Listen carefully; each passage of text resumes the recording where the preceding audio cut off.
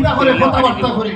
আসলে এই দেশ গণতান্ত্রিক দেশ, আইন এবং শৃঙ্খলার দেশ। ভারতীয় গিয়া পৃথিবীর 10টা আইন শৃঙ্খলার দেশের মধ্যে এক দেশ। ওদিকে আমরা এই দেশ আইন শৃঙ্খলারে নষ্ট করতাম পারি না। আর না হইলে এই সমস্ত ব্যক্তি সকল লাগিয়া আশিকে রসুল এক মুহূর্ত সময় নাই ধ্বংস করে দিবার হয়নি না। না, ভারতের মধ্যে আল্লাহ রসুলের সালামি আদমি করে লইছে, আর ভারতের মুসলমান রুকবানি না। গতিকে আমরা ভারতের সরকারকে আহ্বান রাখি, এই সমস্ত ব্যক্তি সকলরে আপনারা কিতা করুক আইনের আওতায় আনবা, যাতে আল্লাহ রসুলের বিরুদ্ধাচরণ না করুন। ওদিকে ঈদে মিলাদুন নবী রবিউল আউয়ালের মাস শেষ প্রান্তে পৌঁছে গেছি। রমাদান আল করিম যেভাবে একদিনে গুজরি যায়, মুমিনের বুধু হইন না। আমি বুধু ভাইয়া রমাদান আল করিম পরে যদি কোনো মাস রইছে যায় তাহলে রবিউল আউয়াল মাস হইনি না। আজ তো 25 রবিউল আউয়াল হয়ে গেছি, এক তিলার মাত্র 5টা দিন রইছে। ওদিকে মুবারক মাসে আমরা ইবাদত বندگی করছিও। সিন্নি জগা জাইন জেলা ভরি এই দিনরে এই রবিউল আউয়াল মাসে আমরা পালন করতাম। আর আল্লাহ রসুলের সঙ্গে বেশি বেশি করে মহব্বত লাগাইতাম, হাসান লগর দিল দি মহব্বত লাগাইতাম।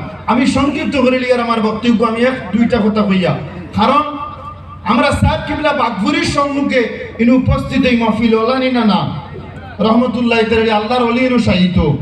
দেখুন প্রত্যেকটা আন্দাজ জায়গারে ফর্সা করার লাগিয়া আল্লাহ একজন তার মায়ার বান্দারে পাঠায়। ও বরাক নদীর তীরে এই বাগফুরতে উজালা করার লাগিয়া সাহেব কিবলা বাগফুরির আল্লাহ জনম এই ছোট্ট গাঁও দিছে নি না দিছে।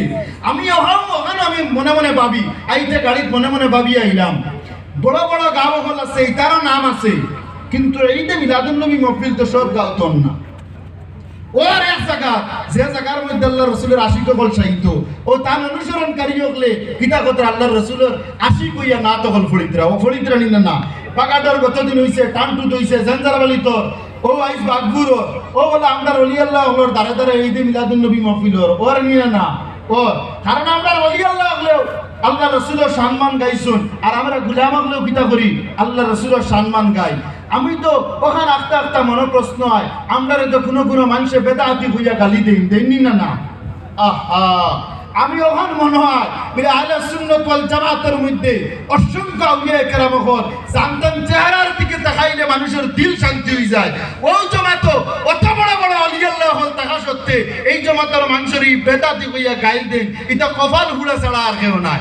আমরা কেউ গাইলেই নি না, কিন্তু আমরা গালি দিলেও জাহান্নামী কইলেও আমরা মারলেও আমরা উলামা কেরামরে মারা হইছে নি না মারছুন, মারলেও আমরা আল্লাহ রসুলের দামন ছাড়ি দিছি নি না।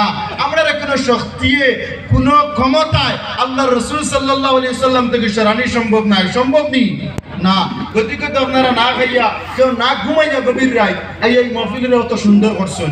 আপনারা লাস্ট পর্যন্ত থাকবেন ইনশাআল্লাহ, উঠা বসা করবা না, আদব বজায় রাখবা, মন দিন হাতের রসুল শুনবা, আল্লাহ আপনার জীবন রে উজালা করে দিব।